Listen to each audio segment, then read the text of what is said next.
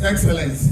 Let's welcome His Excellency, the President of the Republic of Ghana, His Excellency John Dramani Mahama. Thank you. Can you resume your seat?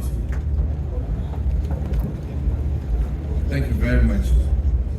Let me welcome all of you and thank you for this opportunity. Before I read my official speech, I'll just make a few preliminary remarks.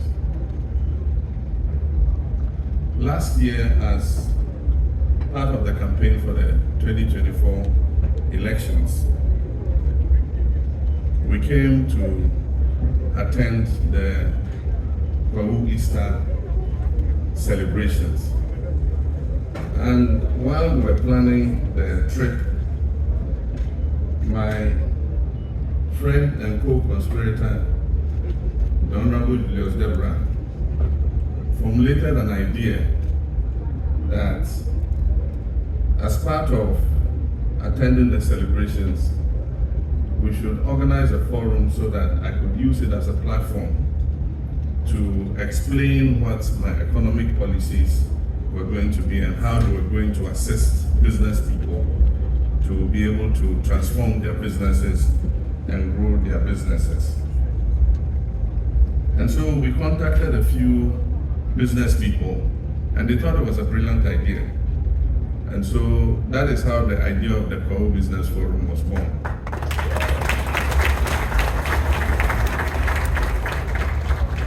But at that forum, I made a pledge that if God's favor shined on me and I became president, I will come back the next year and we'll organize the forum again, bigger and better. And that when I was coming, I was going to bring my relevant ministers, heads of institutions, banks, and everybody relevant for the growth of business.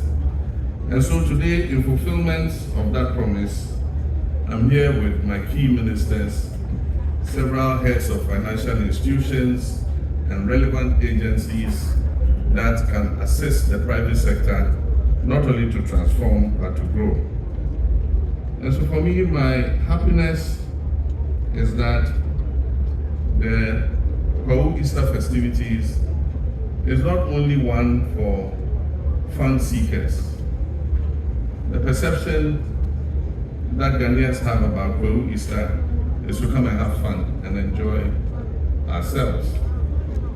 But from today, KWAHU Easter is also about building businesses. It's about building the private sector. Ghanaian businessmen, foreigners, Ghanaians, anybody who wants to come and attend and network is invited to attend this forum.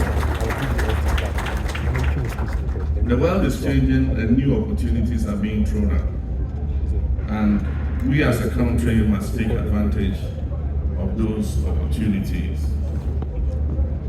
From the era of we all can take note of the trade wars that are taking place between the economically mighty countries. It is creating global shifts in terms of production. And this is the opportunity that Africa must take. And so let us shake ourselves out of the mindset that we are traders, because we can be manufacturers, we can be industrialists, we can be digital entrepreneurs, we can be agribusinessmen, we can be large-scale commercial farmers, we can be anything that we want. And so with the shift in the global geopolitics, new opportunities are being created. And as long as the Trumpian things continue happening, it makes the world a bit more unpredictable. And the more unpredictable the world is, the more opportunity it creates for those who have been marginalized for a long time. I want to thank Nana Chairman for the comments he made about the Afram Plains. And I want to assure him that Afram Plains is in our sight in terms of its agricultural potential and agro-processing. we've labeled Afram Plains a Special Agro-Processing Zone, SAPZ. And in line with the same program that the African Development Bank is pursuing, we intend to achieve substantial funding from the African Development Bank for investment in the Afram Plains, both in terms of agriculture and agro-processing. But to be able to do that, we must first put in the infrastructure. And so under the big push, we have put the bridge at Echiamman from under the big push to construct the bridge so that we can take the ferry away. And then also we've targeted the main roads in the Afram Plains area to rehabilitate them so that they can ease doing business in the area. Let me, non-partisan business forum, and that it is open to everybody, notwithstanding one's political affiliation.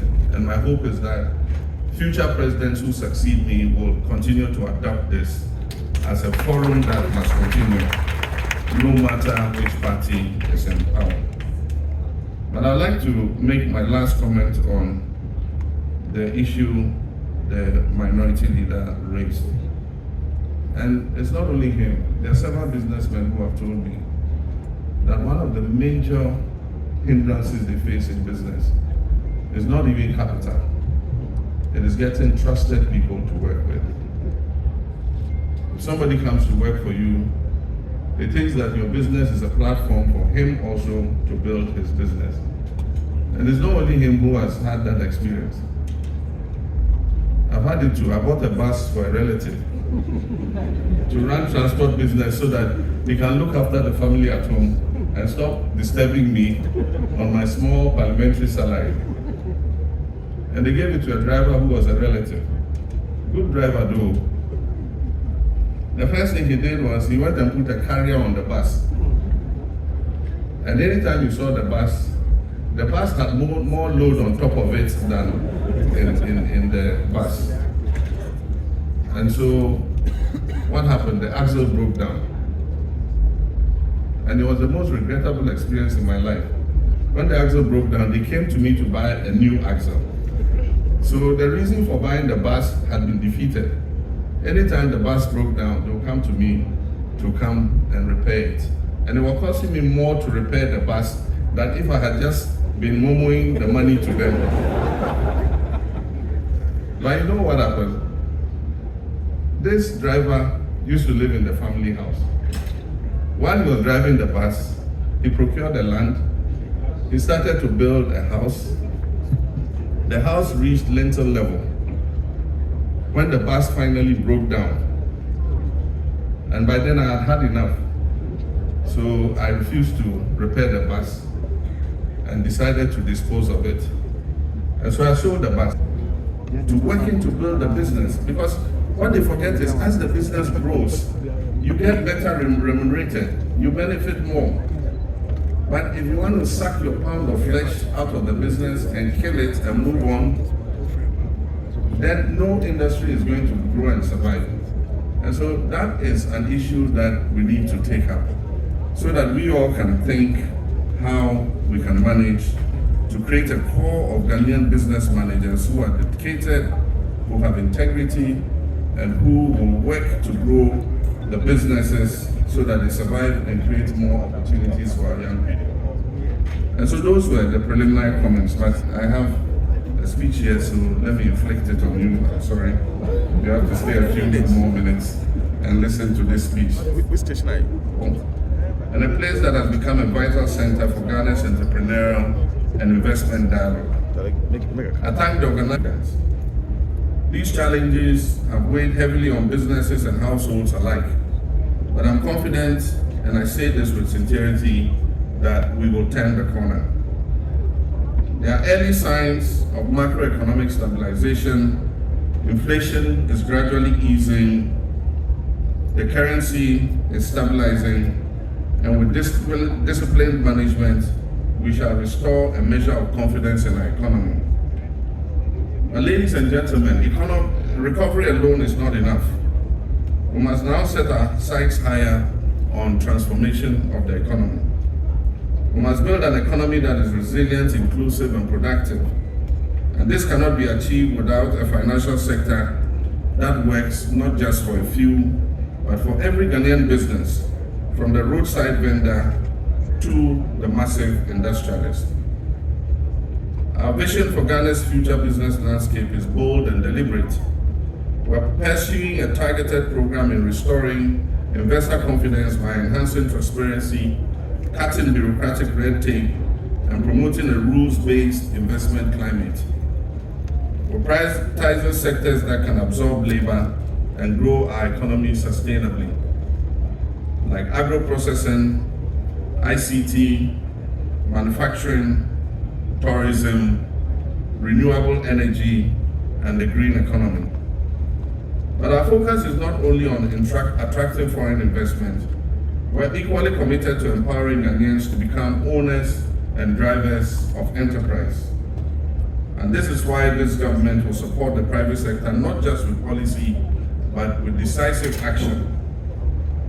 We will expand access to affordable financing through financial institutions like the commercial banks, the Ghana Development Bank, the Women's Development Bank, and partnership with other private financial institutions.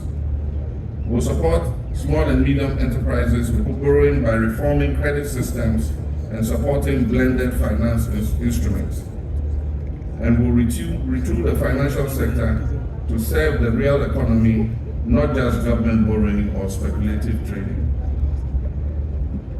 We also will launch a National Venture Capital Fund to support youth and women-led businesses and introduce regulatory reforms that encourage banks and financial institutions to lend to the productive sectors of the economy.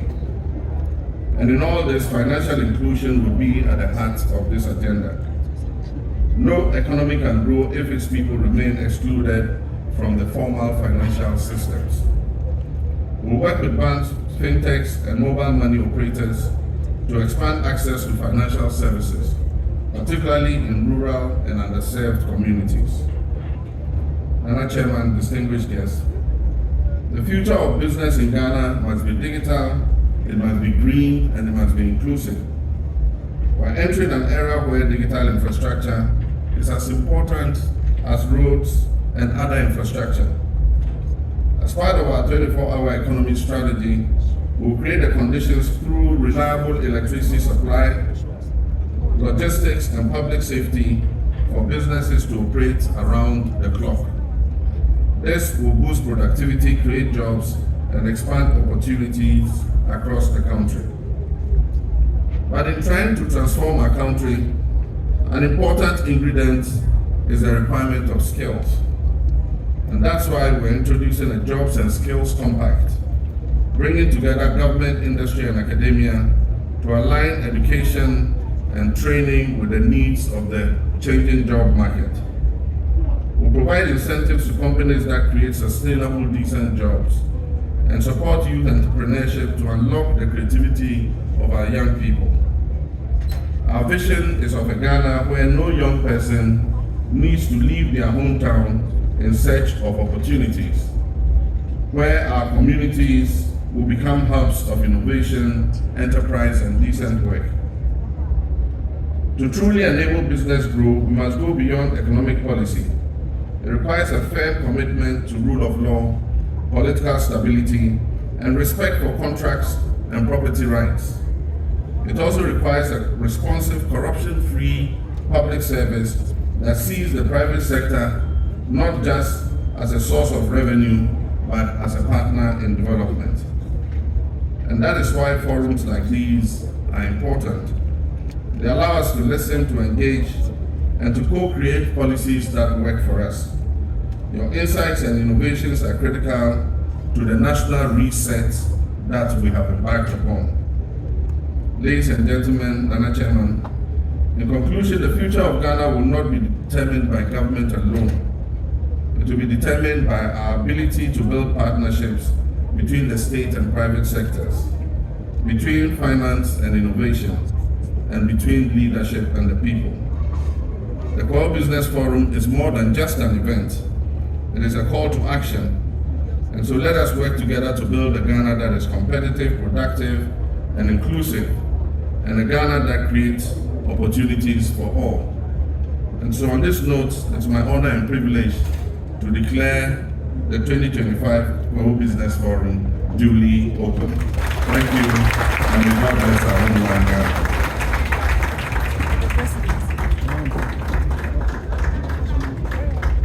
Thank you, His Excellency, the President of the Republic of Ghana, President John Dramani Mahama. KWAHU Business Forum is more than just an event. Thank you once again, His Excellency. Let's do that for His Excellency. Let's do it one more time.